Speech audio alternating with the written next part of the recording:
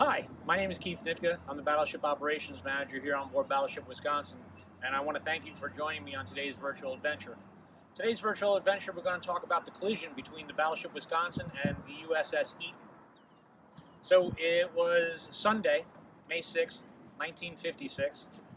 The USS Eaton, destroyer escort DDE 510, and Battleship Wisconsin were part of the USS Coral Sea Battle Group, and they were doing maneuvers in the Virginia Capes operating area, just off the coast of Virginia here. And this Sunday afternoon, approximately 3 o'clock in the afternoon, a heavy fog set in, and Battleship Wisconsin placed extra lookouts here on the forecastle for the fog. Now, just around that same time, the USS Coral Sea, that was the center of the battle group, she called a man overboard. Now, the admiral that was on board decided that he would separate the USS Eaton from the battle group to go and assist the USS Coral Sea. When she did so, she crossed in front of the USS Wisconsin, and a collision occurred. So this is what happened. So the decklog that I have is in narrative form. It doesn't necessarily have times, but it will tell us exactly what happened as far as the USS Wisconsin is concerned. Sighted DD emerging from fog, close aboard to port bow. Crossing from port to starboard, target angle approximately 045. Estimated speed 20 knots. Distance approximately 200 yards from the bridge. Backed emergency full all engines until ship was stopped dead in water. 15:14. Approximately 6 seconds after sighting, Wisconsin bow struck DDE 510 at approximately a 90-degree angle abreast of number 1 gun mount. DDE 510 heeled over to port and was pinned under our bow. Stern of DDE 510 swung to starboard, and ship came to rest approximately parallel under our port bow. So just below us here is where the stern was.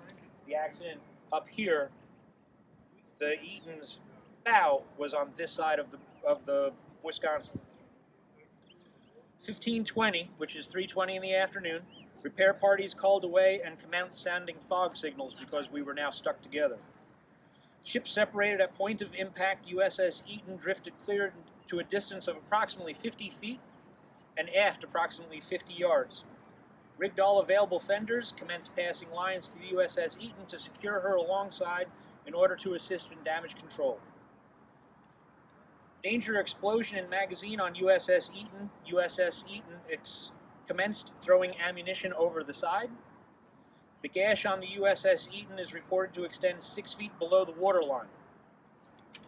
Now, when this accident occurred, luckily, the ships were damaged, of course, but there were no crew members that died. There were two injuries, I should say, on board the USS Eaton. One was a visitor, a guest of the captain of the USS Eaton, who damaged his leg when the collision occurred.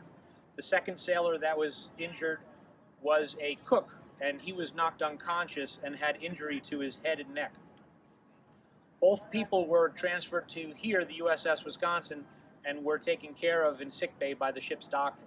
Now, this accident occurred, but in a few months, the USS Wisconsin was to take part in a midshipman cruise to Europe.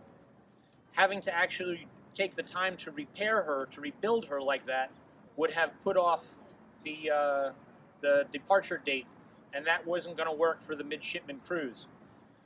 So luckily, there was at the time the unfinished, was supposed to be another battleship, USS Kentucky.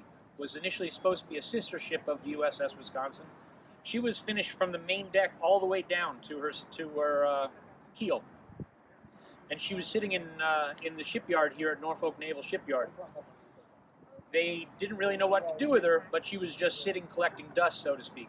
This accident happened, and somebody thought, instead of rebuilding, why don't we just repair with the bow of the Kentucky, since there's nothing else to do with her.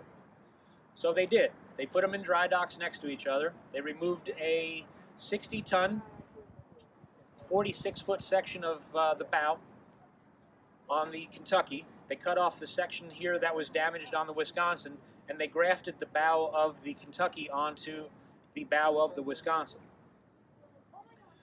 This was called Operation Bow Transfer, and the whole job was completed in 16 days. 64 days later, that magic number 64 days later, the Battleship Wisconsin took part in that midshipman cruise to Europe.